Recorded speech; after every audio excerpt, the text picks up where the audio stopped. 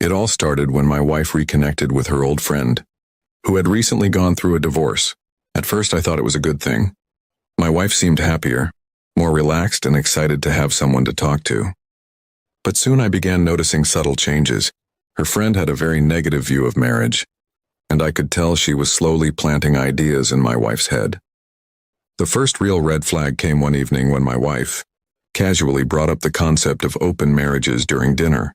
She asked me what I thought about couples who explored relationships outside their marriage. I laughed it off, thinking she was joking, but she kept pushing the topic in the following weeks.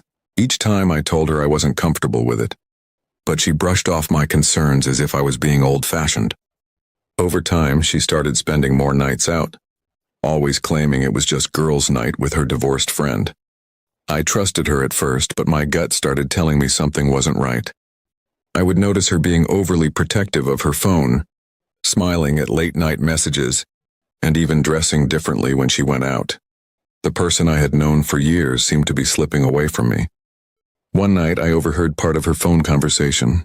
She was laughing and saying something about how freeing it felt not to be tied down.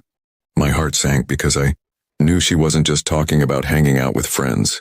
When I confronted her, she got defensive and told me her friend was the one encouraging her to live a little and stop being stuck in a boring marriage.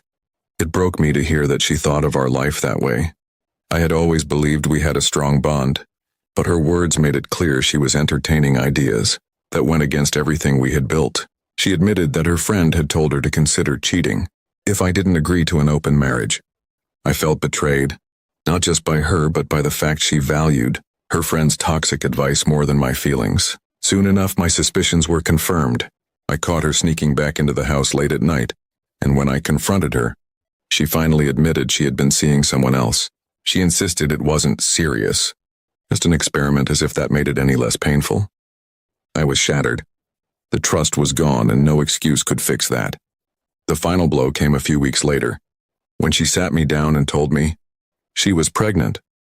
The timing made it impossible for me to ignore the truth. It likely wasn't mine. My world crashed in that moment.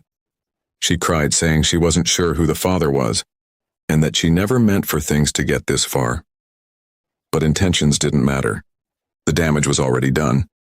Her friend, the one who pushed her into this path, was nowhere to be found. She had destroyed her own marriage and left mine in ruins too. My wife tried to shift some blame onto her, saying she wouldn't have done any of this without the encouragement. But I reminded her that no one forced her. She made those choices herself. I began to emotionally distance myself from her. Nights were filled with silence, and every time I looked at her, I felt anger and betrayal boiling inside me. I kept replaying everything in my head. How we used to dream of having kids. How we promised to always trust each other. All of that had turned into a nightmare. Family and friends noticed something was wrong, and eventually I couldn't keep the truth to myself anymore. Some tried to comfort me, while others encouraged me to leave her.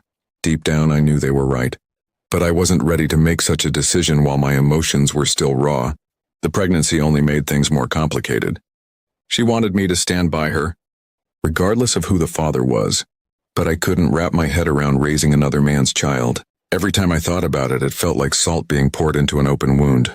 In the end, I realized that love and trust had been broken beyond repair. I could forgive many things, but not betrayal on this scale.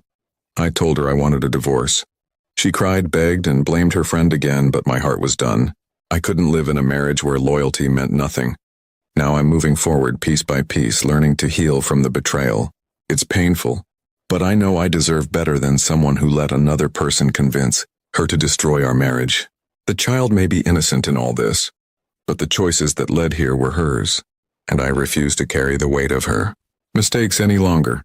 I have started focusing on myself again, building a new life without the constant fear of lies and betrayal. It hurts to let go of the years we shared, but I've realized that holding on to a broken marriage would only keep me trapped in misery. Slowly, I am regaining my confidence and finding peace. As for my wife, she is left to deal with the consequences of her choices, and maybe someday she will realize the damage she caused. But by then it will be too late. I am done being the man who suffers for her mistakes. I am finally free.